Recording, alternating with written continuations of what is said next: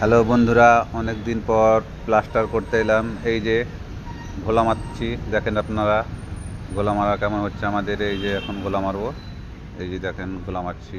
এই যে ঘোলা মারা হয়ে গেল। এই যে কার সিলিং ছাপাচ্ছি, অনেক দিন পর কাজ করছি তো খুব অসুবিধা হচ্ছে। আর ভাড়া উঁচু করে করা হয়েছে।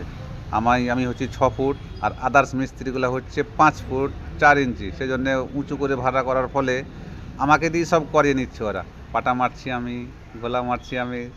রুস্সা মারার সময় শুধু ওরা কষ্ট করে একটু রুস্সাটা মারলো। এই যে বন্ধুরা পাটা মারছি, দেখো কত কষ্ট করে পাটা মারতে হচ্ছে।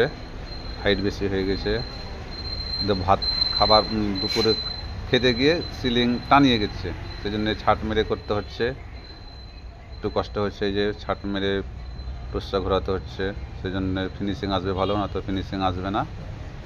তোমরা যারা ছোট ভাই বাড়িতে থাকছো, বিদেশে আসার জন্য ছটফট করছো, কিন্তু বিদেশে আসে যে কত কষ্ট করে কাজ করতে হয়, বিদেশে আসলে বুঝতে পারবে। ঠিক আছে, বাড়িতেই থাকো, বাড়িতে থেকে লেখাপড়া ভালো করে করো, মনোযোগ দিয়ে লেখাপড়া করো, এবং বাড়িতে কোনো বিজনেস করার চেষ্টা করো।